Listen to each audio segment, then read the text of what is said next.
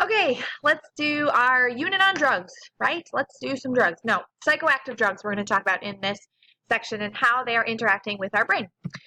Before we get into exactly what the drugs are, we're going to talk about how they're actually affecting us. So psychoactive drugs get to our brain and impact our brain because they break through this blood-brain barrier. So our blood-brain barrier is a border of blood vessels in our brain, and it only allows the blood from the central nervous system to get through. The peripheral nervous system blood is not going to get through. So for example, the blood in your arms, right, those are part of our peripheral nervous system, for the most part doesn't impact what's in your brain, okay? So the problem is that some things get through. Psychoactive drugs are small enough to break that barrier and to get through, okay?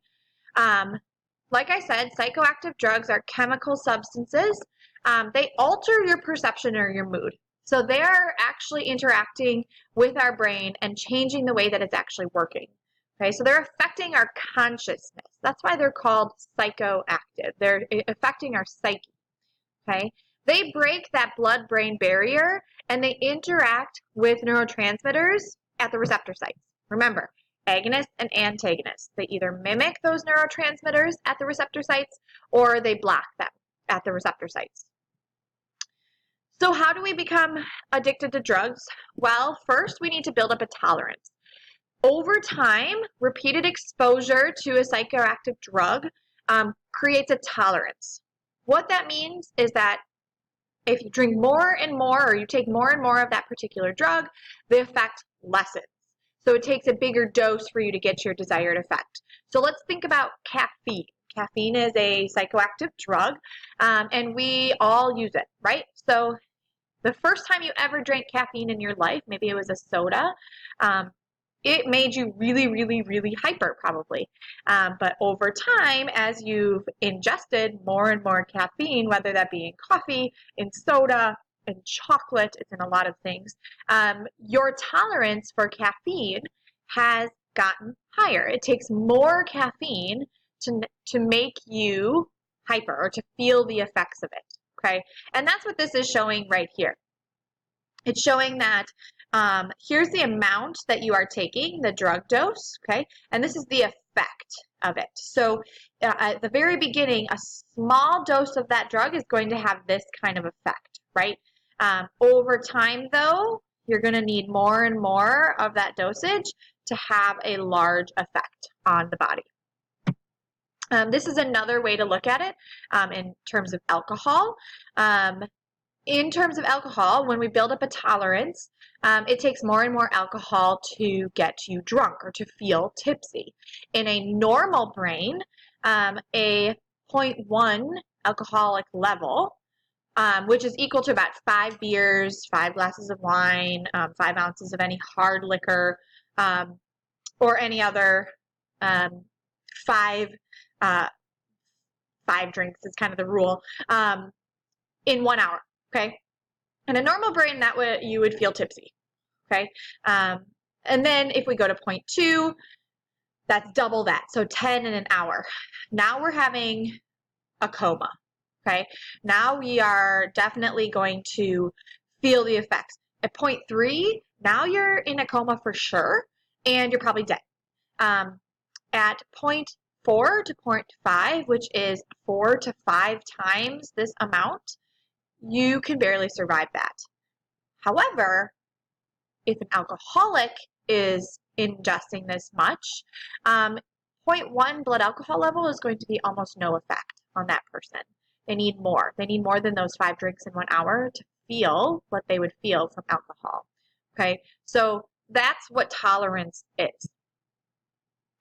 So in addition to developing this tolerance, we also develop a dependence on these drugs. Dependence usually means that our body adapts to repeated use of the drug, meaning that we're no longer producing the naturally existing neurotransmitters that are being replaced by the drug in most cases. So remember, we've talked about heroin and how that influences or changes the the naturally existing endorphins in our body. And so we become dependent on that heroin to get that pain relief, and the endorphins are no longer enough. So over time, this gets to the point that withdrawal symptoms are experienced once you stop taking the drugs. There's two different kinds of withdrawal dependence. The first is physical dependence, and this is where our body physically needs the drug to continue. Okay, so usually this could be things like throwing up, it could be shaking, it could be headaches, whatever it might be. Think like if you drink coffee every morning and then you go a day without coffee, you're probably going to have a headache. That is a physical dependence symptom. Okay, so that's a physical addiction. We also have psychological dependence or addiction. Psychological dependence is going to involve those emotional feelings towards a drug. So again, think coffee. If you are so used to getting coffee every single morning and it's kind of like your time to relax, and then you go a day when you don't have that, you might feel sad. It might make you actually feel like you are missing coffee. For drugs that are not physically addicting, meaning one cannot be physically dependent on the drug, there are no physical withdrawal symptoms. However, in the DSM-5, which was released in 2015, substance abuse and substance dependence are no longer two different diagnoses. Okay, so abuse is when you would overuse something, and then dependence is when you physically need it. So experiencing withdrawal symptoms, which doesn't always happen, is no longer necessary for us to determine that someone has a disorder, a substance abuse disorder. So what it used to say is that in order for someone to be diagnosed with substance abuse disorder, they would have to be physically experiencing symptoms when they take the drug away. But not all drugs produce those physical symptoms. And so it's not necessarily a necessary component of being abusing drugs. Those psychological withdrawal symptoms can be just as strong. So there are a variety of symptoms that come with withdrawal. We've talked about them. These are the physical symptoms: fatigue, which is being tired, headaches, tremors, your body's shaking, sweating, vomiting, a lot of different things. Physical, your teeth could change. You could have drainage in your eyes, ears, nose. And then we also have psychological withdrawal symptoms, which again go along with the psychological use. Dysphoria, which is like kind of feeling out of it. Depression, anxiety, agitation, and anhedonia, which is the reduced motivation, or really the inability to feel good about things. So it's just kind of like feeling like at one level all the time. So let's talk about the different types of drugs. We're going to talk about 3 different categories. First are depressants, second stimulants, and then finally hallucinogens. Depressants are drugs that reduce our neural activity or slow our body functions. These are not going to make you depressed. When we're saying depressed, we're saying like we're slowing things down. Okay, so these things include alcohol, barbiturates, and opiates. So let's talk first about alcohol. In low doses, alcohol relaxes the drinker. So it slows down our sympathetic nervous system. Sympathetic nervous system, remember, is fight or flight.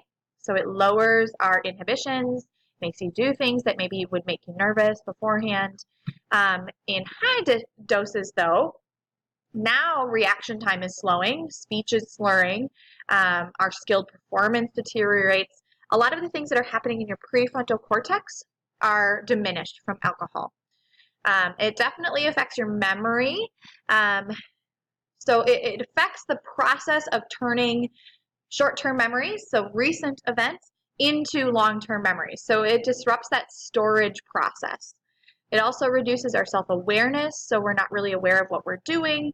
and then it shifts the focus on the immediate situation rather than the future. So this is why someone is going to make really stupid decisions when they are under the influence of alcohol, because they're thinking about only, I have to get home right now, not thinking about, if I get in the car right now, I could potentially kill myself or someone else. On the body, alcohol's physical effect on the body is it takes about an hour to metabolize alcohol in one drink. So one drink is equal to 1 ounce of like a hard liquor, like vodka. So that's 1 shot glass. 4 ounces of wine, which is about a glass, and then 1 12-ounce beer. That's what we are saying one drink is, okay? It takes about an hour to break that alcohol down in our body. Women actually have this happen slower than men. And it has a lot to do with our muscle mass in our body. For example, if a woman and a man are the same weight and they consume the same amount of alcohol, the woman is going to feel more intoxicated than the man purely because of the body's makeup of muscle. Okay, so muscle speeds up that metabolism of alcohol. The next is barbiturates. Barbiturates are tranquilizers. They mimic the effect of alcohol. So they depress the central nervous system activity, which is our brain and our spinal cord. And in larger doses, they can lead to impaired memory and judgment. Some examples are Nembutal, Seconal, and Amytal. Again, these are tranquilizers. These are used a lot of the time to calm people down if they're in a really agitated state. Next depressant is opiates. This is opium and its derivatives. Derivatives are morphine and heroin. We've talked about these already. These depress neural activity. They temporarily reduce pain and anxiety. So think morphine and what it's used for. We use it when someone is in pain after a surgery or when they are hurt. These are highly addictive. Okay. Heroin usually gives a short-lived feeling of like bliss, of feeling numb, of feeling like really just happy and blissful, followed immediately by this like craving to get that pleasure back. And again, this is, you're building up a tolerance. There's a continual need for progressively larger doses. Otherwise, you're going to start to feel those physical withdrawal symptoms because your body is no longer able to produce or to rely on the endorphins. Methadone is often used to combat a heroin addiction. It's not enough to get someone high, but it reduces the intense physical cravings. So it has some opium in it, and what it does is it kind of reduces those withdrawal symptoms, but it doesn't give you that blissful feeling. However, methadone is also very, very addictive. Here are some of the long-term and short-term effects of heroin. Our central nervous system, long-term effects could be addiction, our tolerance dependence, pneumonia in our respiratory system, infections in the heart, collapsed veins because of constantly trying to inject, decreased function of the liver. Remember, the liver deals with like flushing out toxins, so it's like overworking. And then you can get abscesses, which are infections in your skin. Short-term effects, obviously, a heroin user is going to have that sense of euphoria. They're going to have an altered state. They're going to seem really, really drowsy because it is a depressant, so it's going to make everything slow down.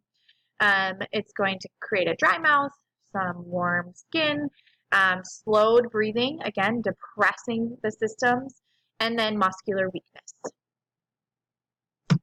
Okay, stimulants we are going to talk about in part 2 of this video.